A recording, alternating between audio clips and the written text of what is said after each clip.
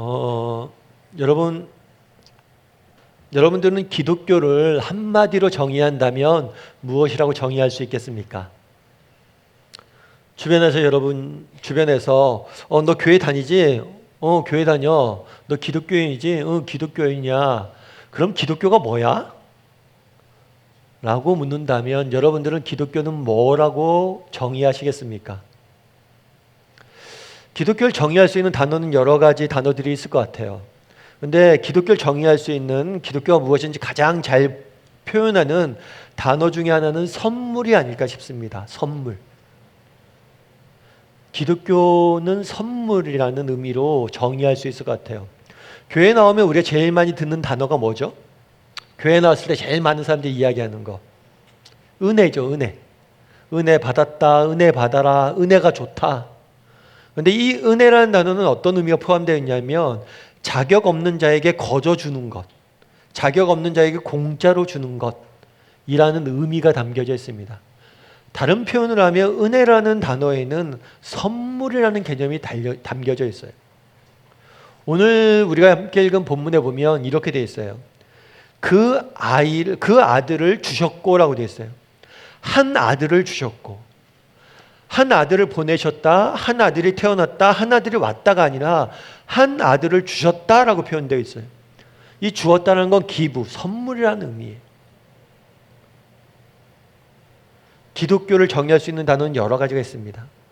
그런데 기독교를 정의할 수 있는 기독교의 본질을 잘 나타내는 것은 무엇이냐면 선물이 아닐까 싶어요.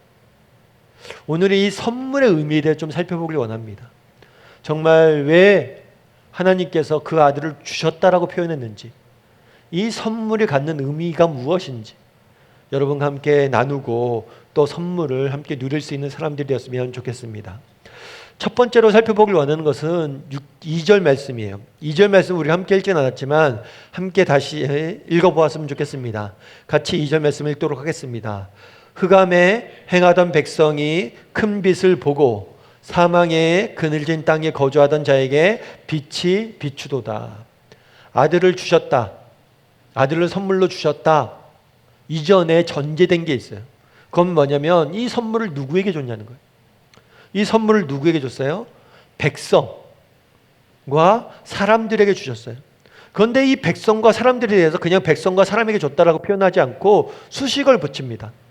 어떤 수식을 붙여놨냐면 흑암에 행하던 백성이, 사망의 그늘에 진 땅에 거주하던 자가 사람에게 선물을 주셨는데 이 사람이 어떤 사람들이었냐? 흑암에 있던 사람들이었고 사망의 그늘진 곳에 있던 사람들이었다라고 표현되어 있어요. 다르게 표현하면 인간의 상태를 어둠이라는 이미지를 통해서 표현하고 있는 거예요. 그럼 왜 인간의 상태를 어둠이라는 이미지를 통해서 표현하고 있을까요? 왜 흑암에 있던 사망의 그늘진 땅에 앉았던 이라고 표현했을까요? 여러분들 어두운 밤길을 간다고 가정해 보십시오. 그나마 손전등이나 후레쉬나 이런 것들이 있다면 조금이라도 빛이 있다면 우리는 밤길도 갈 수 있겠지만 정말 밤길에 어떤 빛도 없다고 생각해 보십시오. 우리는 어디로 가야 될지 알지도 못할 뿐만 아니라 갈 수도 없을 거예요. 마찬가지로 어둠. 성경에서 어둠은 무엇을 상징하냐면 무지와 무능을 상징을 해요. 보지 못하기 때문에 아무것도 알 수 없고 아무것도 볼 수 없기 때문에 어디도 갈 수 없는 무지와 무능을 상징합니다. 달리 이야기하면 하나님이 선물을 주셨는데 누구에게 주셨어요? 무지하고 무능했던 인간에게 이 선물을 주셨다는 거예요. 여러분 선물을 받으면 기쁘세요? 안 기쁘세요? 선물을 받으면 기쁘세요? 안 기쁘세요? 네, 선물을 받으면 기쁘죠.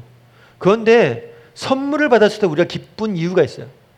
그건 뭐냐면 이 선물이 내게 필요할 때 기뻐요. 예를 들면 그런 거죠. 누군가가 여러분에게 자녀 교육에 대한 책을 선물했다고 가정해 보십시오. 난 아이가 없어요. 그리고 자녀 교육에 관심이 없어요. 그리고 자녀 교육을 잘한다고 생각해요. 그렇다면 그 사람에게 자녀 교육에 대한 책을 선물해도 별로 감사하지 않죠. 별로 유익하지 않죠. 마찬가지. 선물의 가치는 그 선물이 필요하다고 인정하는 사람들에게 그 가치는 있는 거예요. 마찬가지. 기독교는 선물입니다. 기독교는 선물이라고 이야기해요. 거저 주겠다라고 이야기합니다. 그런데도 불구하고 사람들이 기독교에 관심이 없어요. 하나님에 관심이 없어요. 왜요?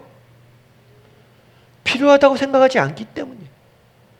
다르게 이야기하면 그들이 정말 무지하고 무능한 존재임을 인정했을 때만이 하나님이 주시는 선물을 받을 수 있는 거예요.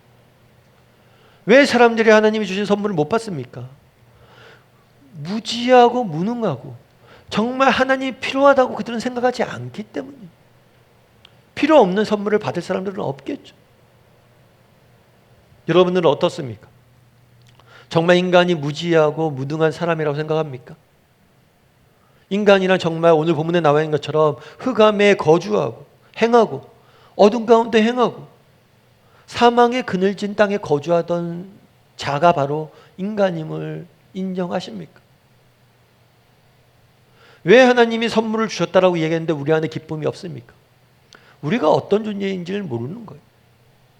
프랑스의 앙리 베르그송이라는 철학자가 있습니다. 이 철학자는 니체와 더불어 현대 철학의 기초를 놓은 사람이에요. 이 앙리 베르그송은 원래 무신론자예요.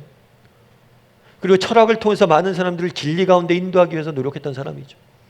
그래서 많은 프랑스 사람들과 비롯해서 유럽의 지성들이 존경했었어요.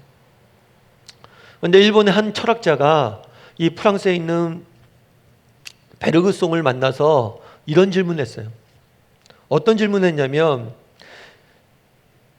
인류에게 희망이 있다고 생각하십니까? 인간에게 희망이 있다고 생각하십니까? 이렇게 물었어요. 그랬을 때 베르그송이 그런 얘기를 했어요. 저는 그렇게 믿고 살았습니다. 인간이 스스로를 구원하지 못한다면 결코 그 누구도 인간을 구원할 수 없을 거라고 믿고 살아왔습니다. 그런데 이제 생각이 바뀌었습니다. 인간은 스스로 구원할 수 없습니다.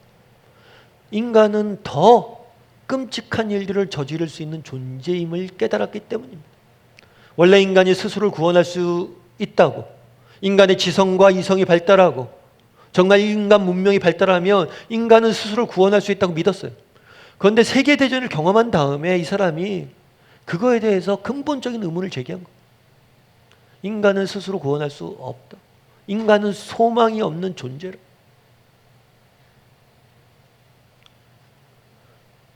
훗날 이 베르그송이 죽기 2년 전에 기독교로 회심을 하게 됩니다.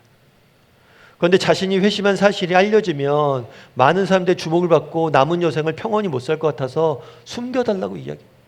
죽은 이후에 그가 회심했다는 사실이 나중에 알려져요.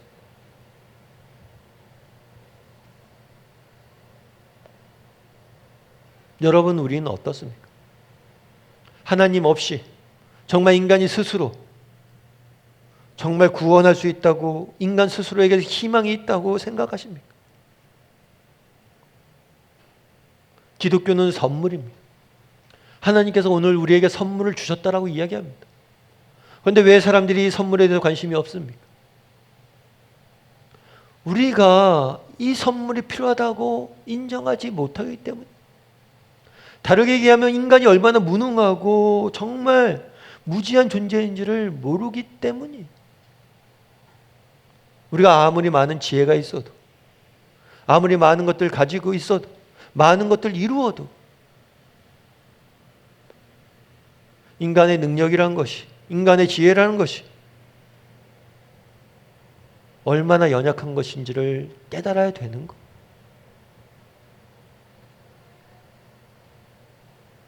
오늘 본문의 2절에는 이렇게 이야기합니다. 흑암에 해가던 백성이 큰 빛을 보았고 사망의 그늘진 땅에 거주하던 자에게 빛이 비추었다.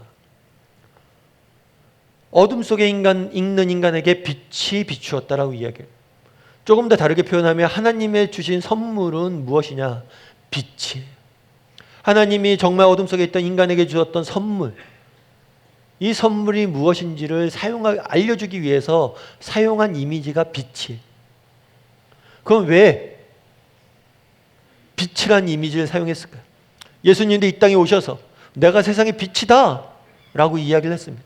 그렇다면 왜 빛이란 이미지를 사용했을까요? 빛이 의미하는 것은 무엇일까요? 첫째로 빛은 이 세상 모든 만물의 생명의 근원이 됩니다. 여러분, 만약에 태양빛이 안 비춘다고 생각해 보십시오. 예전에 설국열차라는 영화가 있었죠. 빙하기가 돼서 태양빛이 없었을 때 인류의 모든 도시와 문명과 생명이 죽어가는, 아무것도 생존할 수도 없는 열차 하나만 그저 맹목적으로 달리고 있는, 빛이 없다면, 빛이 잃어버린다면 이 세상의 모든 생명은 사라지게 되어 있어요. 왜 그날의 빛의 이미지를 사용했느냐? 바로 하나님께서 우리에게 주시는 선물은 무엇이냐? 그것은 생명이라는 거예요. 기독교는 다른 종교와 다릅니다. 다른 종교는 어떤 도덕적 가르침을 가르치죠. 이 땅에서 어떻게 살아야 될지에 대한 도덕적 가르침을 가르치죠. 하지만 기독교는 그런 걸 준다고 약속하지 않아요. 기독교는 무엇을 주겠다고 이야기합니까? 생명을 주겠다고 이야기합니다. 여러분, 공자라는 분을 아실 거예요. 공자는 저희 사회가 유교 사회이기 때문에 다들 들어보았을 거예요. 유교의 창시자로 알려져 있죠. 어느 날 공자에게 그 제자 자로가 와서 묻습니다. 자로라는 제자가 있었는데 물어요. 스승이요, 선생님, 인간이 죽으면, 사람이 죽으면 어떻게 됩니까? 이 질문에 대해서 공자가 뭐라고 얘기했냐면, 미지생, 언지사야. 미지생, 내가 삶도 모르는데 언지사야. 어떻게 죽음에 대해서 이야기하느냐. 나는 이 땅에서 현세를 어떻게 살아야 될지, 이 땅에서 어떻게 하면 우리가 잘 살 수 있을지에 대해서, 바르게 살 수 있을지에 대해서 가르치는 사람이지, 내세에 대해서, 지금 생도 모르는데 어떻게 내세에 대해서 이야기하냐라고 말해요. 석가모니도 마찬가지입니다. 수제자가 물어요. 수제자 칸 붙다가 물어요. 스승이요, 이 세상은 영원 전부터 영원 후까지 존재하는 겁니까? 중생은 죽음 이후에도 영원히 존재하는 겁니까? 이렇게 묻자 석가모니는 그렇게 답해요. 독화살의 비유를 들어요. 어떤 사람이 독화살을 맞았다고 치자. 이 독화살이 동쪽에서 날아왔는지 서쪽에서 날아왔는지, 이 독화살이 서쪽으로 할지 동쪽으로 할지, 그게 뭐가 중요하냐? 이 독을 없애는 게 중요하지. 나는 현세의 생로병사의 이 고통에 대한 해답을 주기 위해서, 깨달음을 주기 위해서 왔지, 이 화살이 어디로 갔는지는 중요한 게 아니라. 둘 다 공자나 석가나 정직하죠. 이 세상의 모든 종교들은 이 땅을 어떻게 살아야 될지에 대한 도덕적 가르침을 주는 종교입니다. 그런데 기독교는 그런 종교가 아니에요. 기독교는 무엇을 주겠다고 이야기합니까? 생명을 주겠다고 이야기합니다. 왜 기독교는 생명을 주겠다고 이야기합니까? 사람이 자기가 가지지 않은 것을 줄 수 없어요. 많은 진리를 깨달은 사람들이 있습니다. 그 사람들 자신이 깨달은 진리를 주겠다고 알려주겠다는 거죠. 하지만 그들은 생명이 없어요. 생명을 가지지 않았어요. 그래서 줄 수가 없는 거예요. 생명을 줄 수 있는 분은 누구세요? 최초에 우리에게 생명을 주셨던 그분 밖에는 없어요.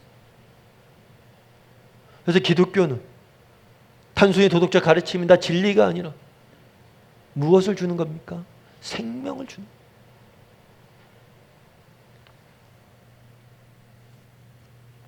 그날의 빛을 그 땅에 비추었다라고 이야기합니다. 이 빛은 무엇입니까? 바로 생명입니다. 생명의 근원 되신, 정말 하나님이 우리에게 주신 선물은 무엇입니까? 생명이에요. 정말 인간에게 생명보다 소중한 것이 있습니까? 또한 빛의 이미지는 생명의 근원이 될 뿐만 아니라 빛은 모든 지식의 근원이 됩니다. 여러분, 무엇인가 우리가 사물에 대한 지식, 무엇인가에 대한 지식을 얻기 위해서는 그것을 봐야 돼. 빛이 없으면 우리는 아무것도 보지 못합니다. 캄캄한 어둠 속에서는 무엇이 존재하는지, 이것이 무엇이 위한 것인지, 무엇을 향한 것인지 아무것도 알 수가 없어요. 어디로 가야 되고 어디를 어떻게, 나는 어떤 존재인지 이런 걸 알 수가 없어요. 빛은 바로 우리의 지식의 원천입니다. 빛은 생명의 원천일 뿐만 아니라 지식의 원천이에요. 다르게 표현하면 하나님께서 우리에게 주신 선물은 무엇입니까? 그것은 빛입니다. 그것은 생명입니다. 우리에게 생명을 주실 거예요. 뿐만 아니라 무엇을 주십니까? 우리에게 진리 가운데 우리를 인도하실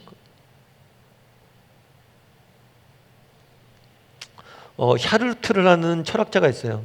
이 철학자가 되게 재밌는 비유 하나를 들었어요. 인간이란 어떤 존재일까? 그래서 샤르트르가 이제 중세에, 근대에 유럽에서는 마차를 이제 당나귀가 끄는 경우들이 있었대요. 말이 끄는 경우들이 있었는데, 이 마차를 끄는 말이나 당나귀들한테 말의 앞에다가 당근을 하나 매달아 놓는데, 그럼 이 당근을 보고 뭐예요? 말이 먹으려고 빨리 달린다는 거죠. 그런데 결코 말은 이 당근을 먹을 수 있어 없어요? 없죠. 내가 앞으로 가는 만큼 그것도 이동하니까. 그 예를 들면서 샤르트가 무슨 예를 들냐면, 인간이 그런 존재라. 그저 눈앞에 있는 것을 잡으려고 하루하루 쳇바퀴 도는 것처럼 이렇게 달려가지만, 궁극적으로 어디로 가는지, 우리가 누구인지, 어디로 가는지 알 수가 없다는 거예요.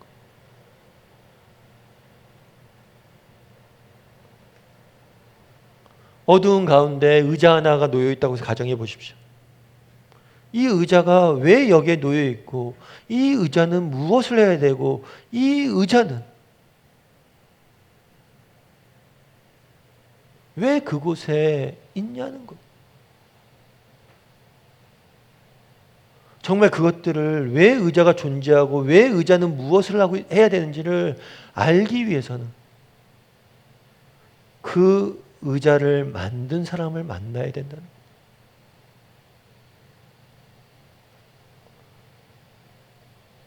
정말 매일 눈앞에 있는 당근을 쫓아다니는 인간처럼 인간이 살아가고 있는데, 우리가 왜 이렇게 달리고 있고 어디로 가고 있는지를 어디서 발견할 수 있냐는 거예요.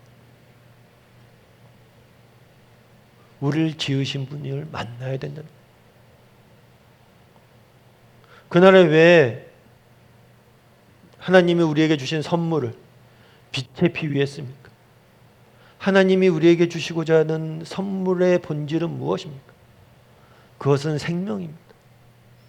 뿐만 아니라 그것은 진리.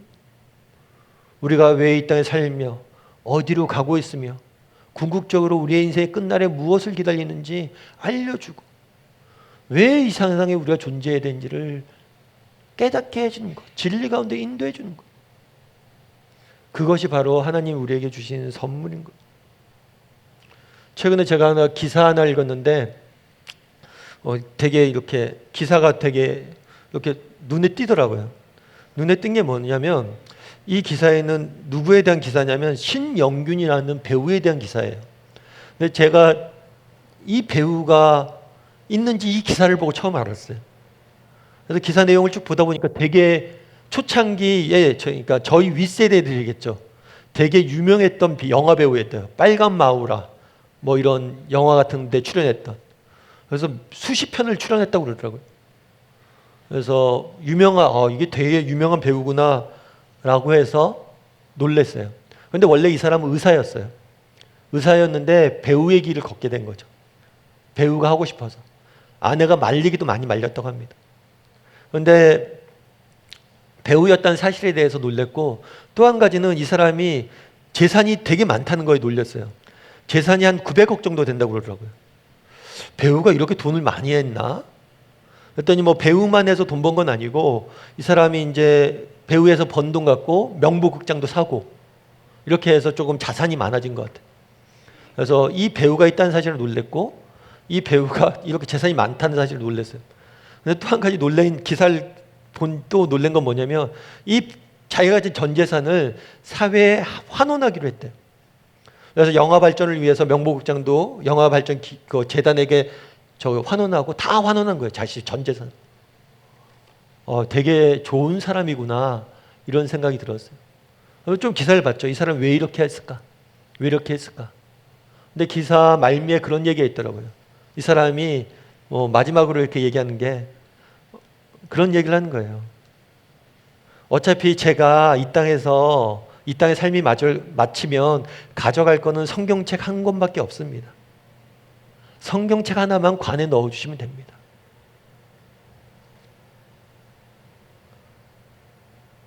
깨달은 거죠. 발견한 거예요. 뭘 발견했습니까? 우리의 삶이 궁극적으로 무엇인지를 안 거예요. 내가 어디로 가고 있고 무엇을 하며 살아야 될지.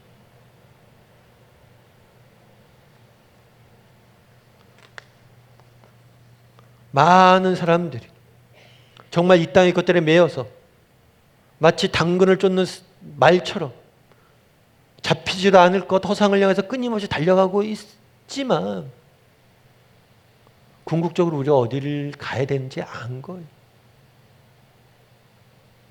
그날에 하나님께서 우리에게 선물을 주신다고 이야기합니다. 그런데 이 선물을 받고도 왜 우리는 기쁨이 없습니까? 그 선물이 우리에게 필요하다는 사실을 모르기 때문이에요. 아니 무관심하기 때문이에요. 아니 그 선물 없이 나는 살 수 있다고 생각하기 때문이에요. 인간이 얼마나 무지하고 무능한 존재인지를 알아야 됩니다. 뿐만 아니라 하나님이 우리에게 주신 선물이 무엇인지 알아야 돼요. 그것은 생명이에요. 우리에게 생명을 주실 수 있는 분은 한 분밖에 없어요. 뿐만 아니라 그것은 진리입니다. 정말 내가 왜 이 땅에 살아야 되고 무엇을 위해 살아야 되는지, 우리는 어디로 가고 있는지 그분을 만나야지 알아요.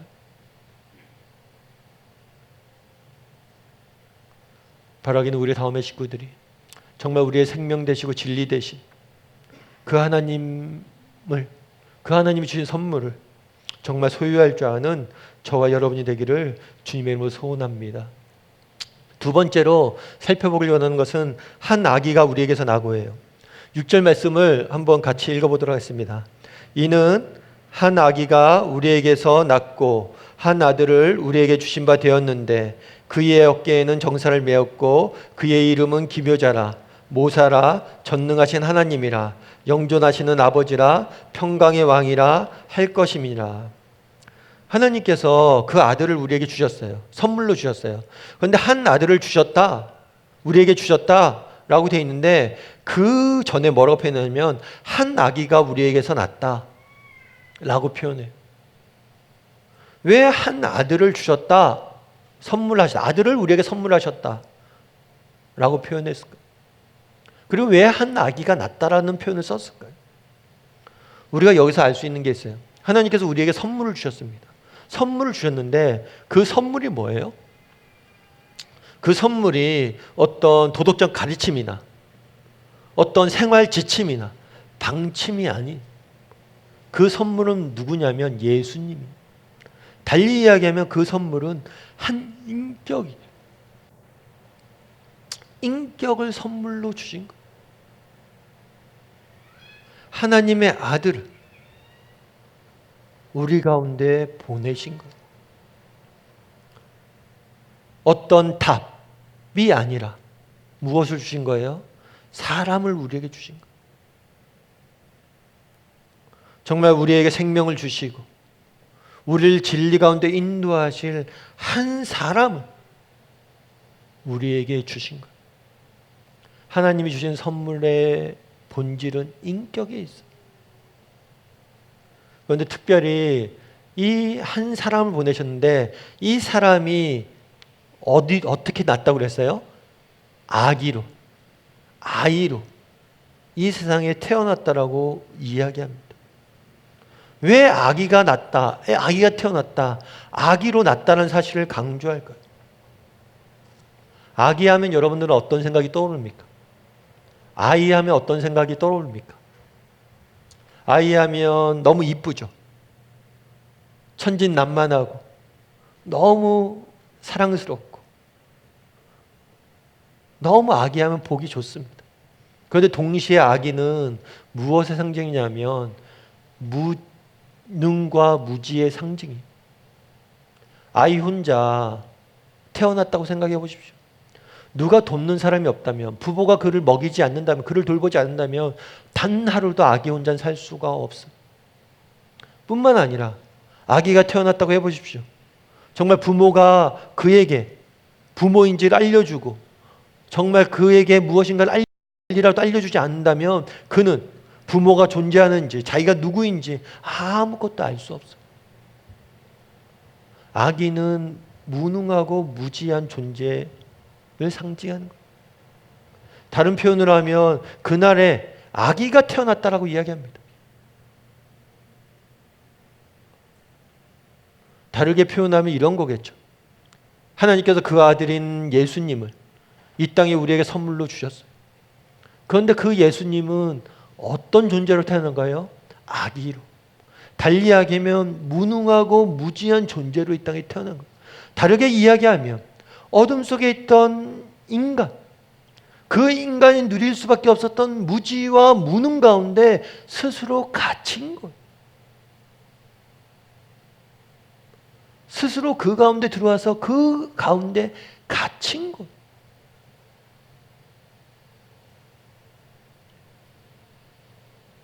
그럼 왜 이렇게 스스로 이 무능과 무지한 존재로 스스로를 가두었냐는 거예요. 최근에 읽은 기사 중에 하나는 그런 기사더라고요. 기사 중에 하나 읽었는데 좀 재밌더라고요. 기사가 내용이. 이거는 이렇게 어떤 여성 운동자가 차를 타고 가다가 경찰한테 딱 이렇게 잡혔어요. 아마 교통법규를 위반한 것 같아요. 경찰이 왔죠. 이런 것을 위반하셨습니다. 면허증 좀 주시죠. 그래서 그랬더니 여성 운전자가 면허증을 드렸어요. 면허증을 딱 드렸는데 면허증 사진을 딱 보고 그분을 본 다음에 그런 얘기를 했대요. 사진과 많이 다르시네요. 사진과 많이 다르시네요. 그런데 이 이야기를 하자마자 이 여자가 엉엉 울기 시작한 거예요.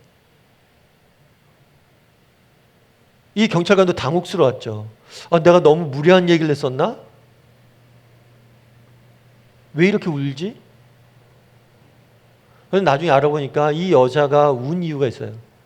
그 이유는 뭐냐면 이 여성분이 암에 걸려서 항암 치료를 받으신 거예요.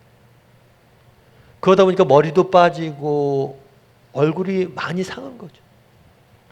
그래서 사진이랑 많이 다르시네요. 이 말 한마디가 정말 그동안 자기가 겪었던 항암 치료 과정에 그 모든 아픔들이 한꺼번에 생각이 난 거예요. 그래서 엉엉 울었던 거예요. 그런데 이 경찰관도 그게 처음엔 당황했는데 엉엉 우는 그 여자한테 가서 그런 얘기를 했대요. 어떤 심정인지 압니다. 사실 제 아내도 암 때문에 지금 투병생활을 하고 있습니다. 하면서 그 경찰관도 함께 울었다고 그러더라고요. 그게 기사를 난 거예요. 도로 한복판에서 대낮에 경찰관과 운전사가 울었던 사연. 왜 그들이 거기서 울었습니까? 같은 고통을, 같은 상처를 느꼈기 때문이죠. 왜 그날에 예수님께서 아기가 되셨습니까?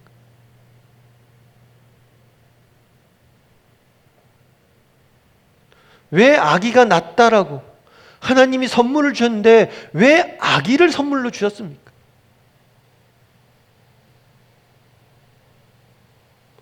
우리가 느끼는 무지와 무능에 스스로를 가두신 거예요. 왜요? 우리가 느끼는 아픔과 슬픔과 고통을 함께 느끼고 함께 눈물을 흘리고 함께 돕기. 기독교는 어둠 속에 있는 사람들에게 후레쉬를 하나 던져주면서 자, 지도 하나를 던져주면서 알아서 너희가 이 길을 찾아와라, 이렇게 말하는 종교가 아닙니다. 그냥 길을 던져주고 니들이 스스로 찾아와라, 그곳은 나와라 말하는 것이 종교가 아니에요. 그 어둠 속에 있는 인간에게 오셔서 그들을 이끌고 어둠 밖 빛의 세계로 나오는 종교가 기독교예요. 특별히 어둠 속에 있는 사람들에게 후레쉬를 들고 들어가는 것이 아니라 그 스스로가 모든 어둠 속에 빛 가운데 거해야 마땅하신 분이 모든 빛을 버리고 어둠 가운데 들어오셔서 어둠 속에서 함께 거하시는 분이세요.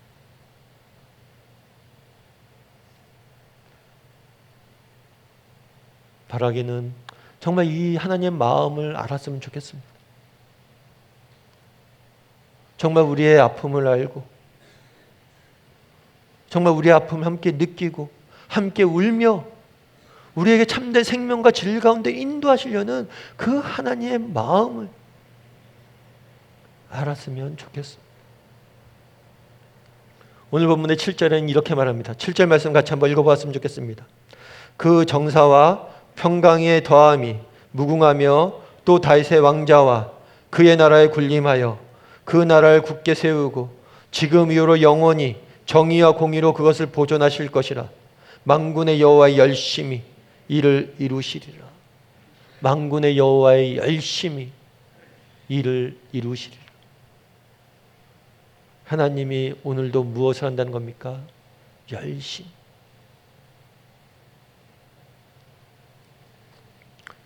이사야가 이 편지를 쓸 때만 해도 암울한 시대였습니다. 어둠이 그 땅에 가득한 시대였습니다. 하지만 기억하라는 거예요. 하나님의 열심. 어떤 열심입니까? 정말 우리를 위해서 그 아들을 이 땅에 보내시고 우리를 위해서 그 아들을 십자가에 대신 지게 한, 우리를 대신해서 정사를 매게 한